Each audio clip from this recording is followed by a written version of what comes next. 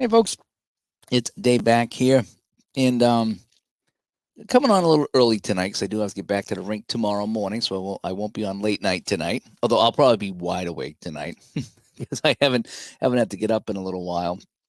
Most of my work's been at night. But what I want to talk about tonight is something that somebody commented on. All right, on one of my videos a couple of weeks ago, and I forget which one it was in the whole bit. But anyway, this person made a comment and said that if you have to mod a game, it means the game is bad. Meaning that if you can't play it out of the box the way it is, then this game is not a good game. And so I want to talk about that tonight here, as I finally broke down my my football game here. I played a nice little New England at St. Louis in '78. Fun game, by the way. Every game I play is fun with APPA football. It really is. So anyway, let's talk about that for a second. If you mod a game or use Home Brews, does that mean the game is bad? There are some games that I play that I just play right out of the box and I don't touch. And there are some games, as you know, I've worked around, created my own set of rules or my own set of ways of finding things out. I've used other people's, so we got Home Brews, you got mods, you got a whole bit. And for me, that makes the game more fun. So, you know, um, so does that mean the game is bad? I mean, if you have to make changes to the game, does that mean the game is bad? Excuse me one second. Let me open my window up here. It's getting hot down here with all the lights on. Right now, I'm back. So, and I thought about that, and he made up a good point because I'm thinking I'm going to mod these games, and it's like something. They're fine. I like the way it is, but I just want to make some changes for me. But then it was a good point. It's like, which games do I not modded and just played out of the box, and which games have I modded and homebrewed? And it just got me thinking. It's like, well, are the games that I'm adding to or tweaking, are they any better or worse than the games that I don't? And and I get that some people like to play it right out of the box. They pull out the box, they pull out the game, they read the rules, and that's how they're going to play it because that's how it was written. I don't know what it is about me. I've always been a tweaker. Probably going back to the days I played in heavy metal bands, where I would always tweak stuff and try to make it a little bit better. And anytime I went to a job, I try to tweak it, make it a little bit better. That just was me. I was a tweaker. So even when I played my very first games, like Shootout, I was modding that all over the place and homebrewing that. And then I ended up scaling it all back and pretty much now play it out of the box with maybe one or two little mods that I play to make it exciting. But, so, yeah, I'm just kind of wondering about that. So we got Gandalf's in here, and he says, I think it means I didn't design the game. Wink, wink. I mod and homebrew all my games. I think, and we're probably mostly talking cards and dice here because there's not much you can do with a computer game. Helpers are one thing, but a computer game, you're kind of locked into what options a computer game will give you. When you think about a game like Strat, where you got Strat Basic, Advanced, and Super Advanced, and it's like we were talking on the show a little bit. It's almost like the mods are built in. It's like, here's your basic game, here's your advanced with a few different things to do, and then here's your super advanced. So if you really want to get crazy, you can play super advanced, and here's a bunch of things you can add to it. You can look at the runner's arm and the runner's speed, the thrower's arm. There's all kinds of things you can look at. There's weather and all kinds of things. So it's all Strat. It almost feels like it's built in. When you play a game of Strat, if you want to mod something, there's almost a mod already in there for it, so to speak. And then you get some other games, like when I was playing, the Quick Text football. When I played a bunch of that a few weeks ago, that didn't really need any mods. It just was that played like every step of the way. You found something, and it just the play played out. And it's like, I don't really think I need to do anything here. And not that it was a perfect game, and not that Strat's a perfect game. But what I was getting at is that I didn't touch it. I didn't make any changes at all to the game. And doesn't mean, like I said, doesn't mean it's a perfect game, but I didn't feel like I needed anything, And but there are other games absolutely need it. Gandalf says, I would have never played APPA Hockey until I watched how I modded the game. Yeah, maybe not mods, but cleared up the rules, like the penalties and such. Yeah, the APPA Hockey is a good game, but there's a couple of things that it did really bad. The penalties, really bad. How I still don't know how to do penalties in APPA Hockey. I read the rules, I watched the videos. I still don't get it. Okay. And so I moved on and I found an easier way to solve penalties in the snap of a finger. One roll of the dice, you're done. Two tops. You're not sitting here all day trying to figure out that. Same with assists. Assists. Oh my gosh, the way they did the assists. I mean, you could be there all day. Again, if I'm interpreting the rules right. So does someone come up with a terrific way to get assists? And it's like, boom, you're done assists in just, a couple of rolls. How many assists? Who gets them? Done. You're not sitting there going through all the cards and rolling dice and whatever. So in those cases there, it doesn't mean that APPA Hockey is a bad game. It just means there's a couple of things that it does that were very clunky and cumbersome and that could have been done better and now are done better. Let's put it that way. The game itself, I largely didn't change much in the game. I don't use some of the advanced rules anymore. At least I haven't. I kind of like just kind of playing the basic game. So I don't use like the matchups and the dump-ins as much. Every now and then I'll pull them out and do that. But for the most part, I kind of don't do that. But the hockey I thought was good. I got the game to move. It's just when it came down to penalties and assists, it was like, oh my gosh, this is so bad. So bad. So once I fixed those, no, I don't say me, I didn't fix them. Once I started using other people's ways of doing that, it just made it so much better. And the same with the ODAI. When Mike Berger come out with his individual ODAI in APPA Hockey, where you're rolling to see who you're going up against, that really added to the game as far as I'm concerned, because now it wasn't so much a team defense as it was an individual. And again, hockey, you go all over the place. You're not always in your lane. So it's not always left wing against the right D. Sometimes there's a crossover. So if you're left wing against left D, I think that's neat because that means either this guy went over here or this guy come over here. Now these guys are bumping heads. And what's going to happen on that play? So if you happen to be going against Ray Bork in my example, well, he's a 5. So you're going to be adding 3 to the ODAIs. That's going to take away a lot of shots and add a lot of, shot block plus 2s. You know what I mean? And then also, but if you're going against his other defenseman who may not be that good, maybe the other guy's only a 2 or 3, now you might get that shot depending on what happens. So I like that. That was a nice little mod, nice little homebrew that I thought made the game better. It doesn't mean that the ODAI was a bad thing, even though I fought that for a long time.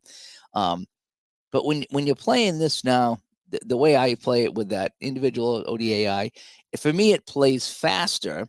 I still use the ODAI. I still use the individual players and their ratings. And to me, it just makes a lot more sense than having a team rating. And it's kind of what APPA baseball does. One of the optional rules, if you get a certain number for a result, you check the shortstop individually, or you check somebody individually to see if they make the play rather than just a team defense. And that's something I use once in a while, but most of the time I don't.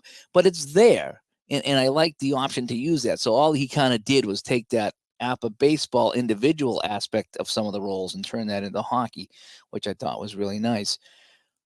Doesn't mean, like I say, doesn't mean APPA baseball is a bad game because you wanted to make some changes to it. But sometimes it's you want to make it your own, so to speak. And Keith comes by and he says, hey Dave, I homebrew most of the games I play. I just try to make the best fit for how I play. And that's where it comes down to too. It's like, what are you looking to get out of it? The APPA football, I don't want to say changed. I've homebrewed a lot of things in the game. And let's face it, when you get a game, especially a cards and dice or a fast action card board game, there's only so much you can do. And most of these games are pretty darn good. Let's face it, these games are pretty darn good, but it can't cover everything. It just can't. And so for me, like one of the things that that's in the APPA football game. It's if a punt lands inside the 9, you have the option of letting that roll into an end zone for a touchback.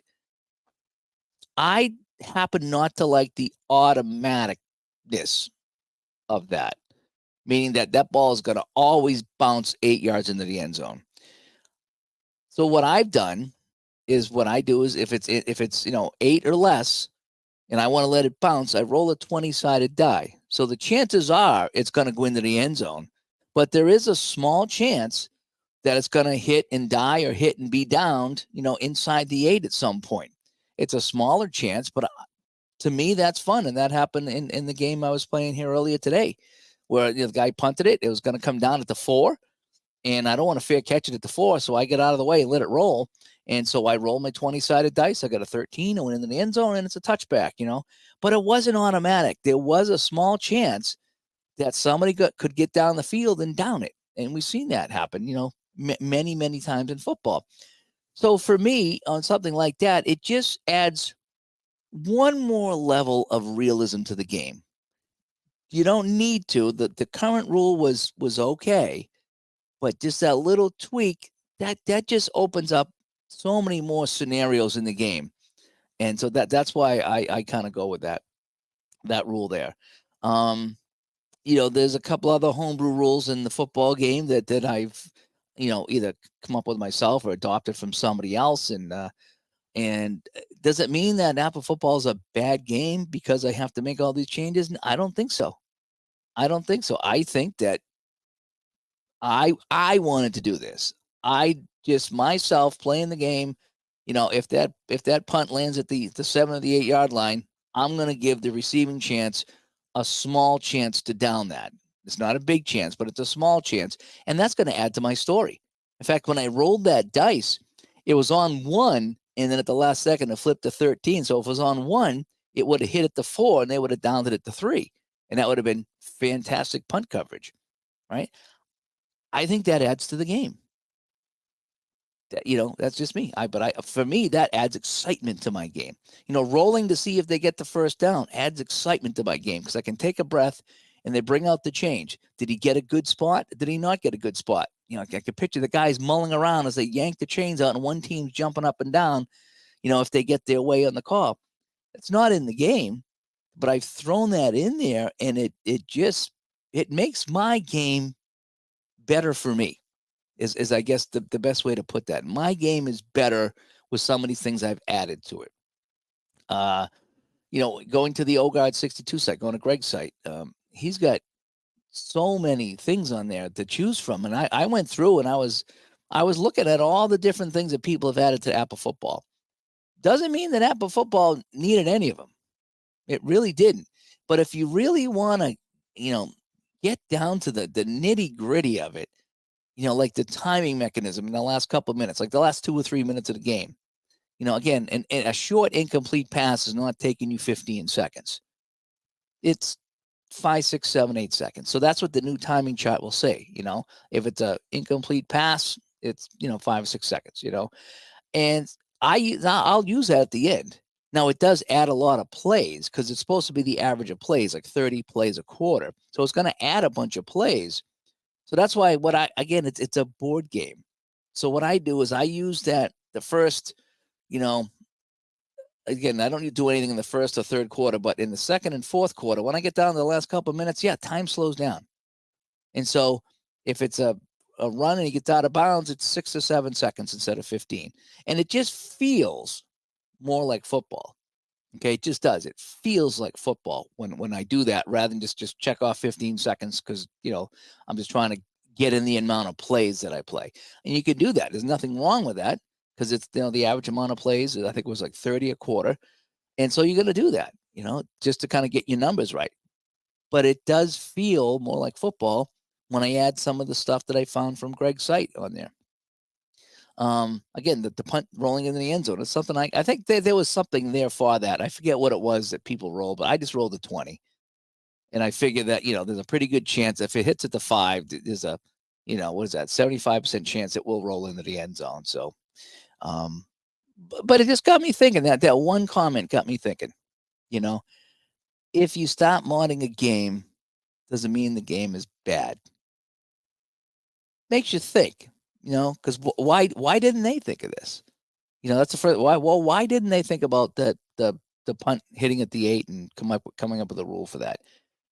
Or an optional rule. Again, they have the master game, and maybe they could have put that in there. I don't know. But the couple, like say APPA baseball, I don't really touch. I leave APPA baseball alone.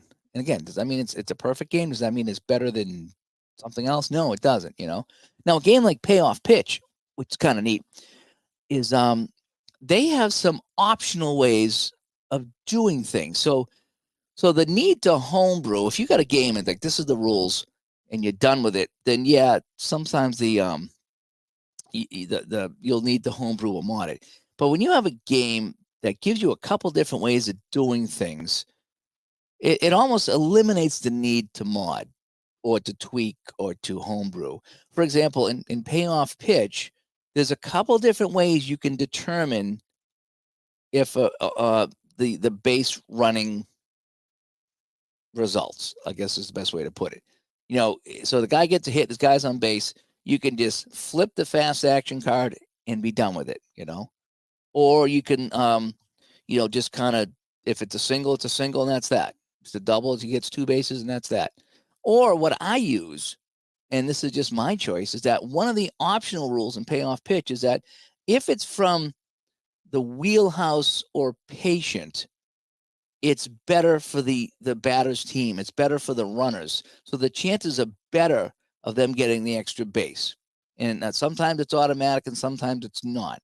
But if it's from the tough, or if it's from,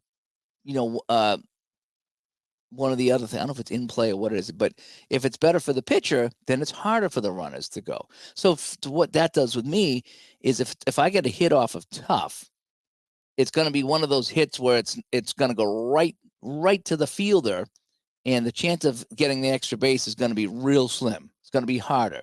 Whereas if I get it off the wheelhouse, maybe he cranked it down the line, and the field is going to go a long way to get that ball. It's going to make it easier now for the guy to get the extra base. And so I kind of visualize these things. And so that's what I use.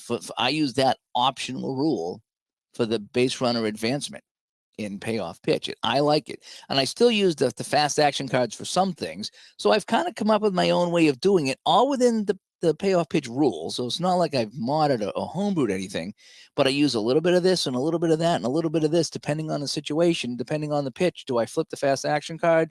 Do I just roll the dice? Or is it automatic, depending on where the pitch was from? And I got it working for me. And I'm kind of like picking and choosing from the different options in the game, but I haven't had to mod it. And so when you start adding options like that, then you don't really have to mod anything most of the time. I feel if the game gives you options of ways to do things, chances are one of those ways is going to work for you. It's just going to feel right for you, So, so I'm kind of wondering, what do you think? I mean, I think everybody to a certain degree when they're playing, especially on here on the tabletop, is that there's things that they just like in their game. No matter what game they play, there's things they like in their game that they want to have in their game. Maybe there's something that's just automatic, and you're like, I really don't like this being automatic. It's just not fun for me when it's just an automatic done deal. So I want to add something to it so it's not quite so automatic. The other thing that in APPA football, which I think is, one of the best games to mod and add things to. Again, not because it's bad, because it's just you can add more football realism to it and create more of a storyline. Is one of the timing rules that I use is again, late in the half or late in the game, when you're down the last 2 or 3 minutes, you can try to get out of bounds. And I think the rule is that anything on an outside run or a short pass that's less than 12 yards, greater than or less than 12 yards, it's automatically out of bounds. So if you're going to throw a 10-yard pass or an 8-yard pass, the guy automatically gets out of bounds. And if he's running outside, he runs out of bounds. And that'll save you some time on the clock, obviously. What they've done that I've adopted is you roll a 6-sided die, and if it's a 6, you don't get out of bounds. And so 1 to 5 you do, but a 6 you don't. So it's not automatic. It's almost automatic, but it's not automatic. And that's happened a couple of times, which has been really fun. Where okay, it's like I'm gonna do a quick short pass. Okay, good, 7 yards, and I'm gonna get out of bounds. Well, does he get out of bounds? You roll the dice, and it's a 6. And the defense kept him in bounds on the play. Now they got to hurry up to the line. And to me, that adds some realism to the game, that it's not automatic. And conversely, there's times that if you complete a short pass or an outside run and you want to stay in bounds, you roll that dice. And if it's a 6, then you are pushed out. So the 6 is key. So if you want to stay in, you roll the 6 to see if you stay in. You roll the dice. If it's a 6, you don't stay in. And if you try to go out, you roll a 6, you don't get out. So the 6 is key. So whatever you're trying to do, you roll the die. If it's a 6, you don't get the play that you wanted to have happen. So you're either going out or in, depending on what you want. It goes against what you want. I think that's fun. It doesn't happen often that I roll the 6, but when I do, it's like, oh, he didn't get out of bounds, and it adds to the drama and the build-up and the excitement of the game. And so, and all these things, like I said, I probably got like 8 or 9 different things that I use in the APPA football game now that really just polish the edges of this. Is the best way to put it. And again, even if I played it normally, there's nothing wrong with playing normally. But when you add these little things, it adds to the story that's going on in the game. And Gandalf comes by again and says, things that add immersion are awesome. That D20 punts and APPA is perfect. I modify line changes in my hockey games. Yeah, and that's what it is. It's, so when I'm playing the hockey games and I get my lines rotating, sometimes, it's like, something, I'm gonna double shift these guys. They're down by a goal. I need a goal. I need to keep these guys out. So these guys are going to stay out. I'm not bringing out line 3. I'm going to keep line 1 out. Now, does it make sense to keep line 1 out for 6 or 7 minutes? No, that's not right. That kind of goes against the integrity of the game, and you kind of gaming the game at that point. If you want to keep, Mario Lemieux out on the ice for 6 minutes straight, that's not right. It's just not right. Again, your game, your way. But to me, I don't like to do that. But, will I, double shift him? Oh, absolutely. Late in the game and things like that. So, yeah, I think and again, I think that when you play these games, especially on the table, you got to establish a nice base, but it can't account for everything in the game. So there's general rules. I think maybe that's why they do that. So that's why if it hits inside the 8, it goes into the end zone automatic, because they don't want to have to come up with the rules for every single scenario. And maybe they allow that. Maybe they say, okay, if you want to come up with something, come up with something. Here's the guideline. Like Ron says, we're gonna cook you a burger. Here's your burger. Now you put the toppings on. And there's nothing wrong with eating a burger plain. But if you want to, jazz it up with cheese and mushrooms and onions and whatever else you want to put on it, now you got a fantastic burger. Instead of just the plain burger. But we're going to give you the plain burger because you need a base. You need a way to start. And so, Ron brought that up, and that makes a lot of sense, is that, we're going to just give you a baseline set of rules. And if you find something that adds to it, then fantastic. Good for you. It really does. I'm still kicking around what I want to do with the screen passes and the draws in APPA football, because you're supposed to use those against the deep defense. The problem is when I'm playing by myself and I go into that situation where it's an automatic deep defense, which is what I use. Well, since I know it's an automatic deep defense, I can run, screens and draws and eat that up. And I don't think that was right. So I'm still trying to find a way that I can have the defense key on it. So I'm working on a way to say, okay, I want to run a screen or a draw. I don't run many, but I'll run 1 or 2 a game for each team, because it just adds to it. Yeah, the idea of adding a draw or a screen is just better than just simple runs and passes all the time. I like the more plays, the better for me. But again, that's one of those plays. It's kind of feast or famine depending on what the defense is playing. So it's great for head to head. So if I'm blitzing and you run a screen, I'm dead, But when you're playing solo, how do you do that? So I was coming up with a way where I roll a decide or die to see if they're definitely playing deep, and then I can go with my play there. If they're not, then I'll call an audible or I'll call a timeout and just go to a different play because I see something. So I'm trying to come up with a way that like I say, it's just me playing solo, so it's not that big of a deal. But I don't like gaming the system. I don't want to say, okay, they're definitely playing deep, so I'm going to run this because they're playing deep, even though there's no guarantee it's going to work. But it's just the idea that I should get a better result if they're automatically playing deep. So I try to, play myself, but not play against myself, if you know what I mean. But if I can establish some kind of sort of a protocol, now I don't feel like I'm cheating, like I'm not cheating for the Patriots or I'm cheating for the Raiders. I'm cheating, for whoever, So I'm trying to come up with something there that'll be a set play if I run those plays there. And it's just a matter of trial and error to see what comes up and what works. And no matter what I do, it's not right, it's not wrong. It's just my way. I just play myself, and it's a blast. This game is so fun. I just want to kind of make it a little bit more realistic. And I think maybe that's the word, is realistic. When you add mods to the game, or home brews, or make some changes to the game, you're trying to make it more realistic for you, is what you're trying to do. And there's been a lot of things that I've added to games, and didn't work quite well at all. So I backed off, or I found out, well, that's a little too much. I don't want to do that. That's overpowering for one side or the other. Um, so sometimes you play around and you find something that works. And sometimes it's trial and error. I don't know how many times I've modified my 66 breakaway in APPA Hockey. I had it one time and it was just too overpowering.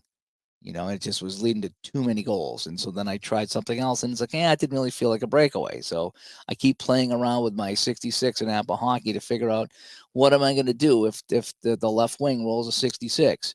How do I approach this breakaway? So I'm trying something different, which I sent out in my quote, my rule book that I did for APPA Hockey, where it's just, you're going to add 10, no matter what his scoring range is. You add 10, there's no cap, and then the goalie has to make the save normally. And I think that is a good simulation of a breakaway. It's going to give a guy a clean shot on net, a really good chance of putting it on the net, but then if the goalie's good, he'll make that save. For defensemen, well, I suppose I could just keep the same 10 because their scoring ranges are usually a little bit less, but I consider that like a partial breakaway. And I'll give them 5 or 6. Oh, like, instead of setting at a 10, I might add 3 or 4 or 5. I'm still playing around with the defenseman because I don't like in strat when a defenseman gets a breakaway. It's just something, and I know it's just for stat purposes, and it's not really a breakaway. It's just kind of to get them the correct amount of shots on net. But just the terminology of a defenseman getting a breakaway doesn't work for me. Even if it's or Bork or Coffee or anybody like that, it just doesn't work for me for a defenseman to get a breakaway. That's just me. But anyway, so but yeah, it was an interesting comment that I keep going back to, and I went back to it a couple times. And I kind of thinking, is this guy right? That if you have to mod a game, then the game is bad. The game just can't be good if you got to fix it, or you got to add to it. You got to do some things to it. I don't know, my theory, and I think most of us agree, that we play games and we have a certain way of playing it, and we find things that make it fun for us. When you buy a house, you could buy the most perfect house in the world. You're still going to make some changes to it. You're gonna paint a wall a different color. You know what I mean? Maybe you change a couple of the lights in there. You're not going to keep it exactly the same. At some point, you're going to want to make it your own. And maybe that's a good analogy. We're gonna make it our own. We're gonna make our game our own by just kind of tidying up the place, put in some new curtains, put in some whatever over here, put some new tile behind the sink or something like that.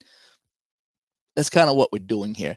Not really changing the game, we're just adding to the game to make it more fun. So anyway, I just want to think about what you guys thought about that. It's just going to come on real quick tonight and chat about that. So do modding and homebrews mean the game is bad because it means you can't play it out of the box, or that it's just not as good out of the box? So it's just something that we just do as a hobby.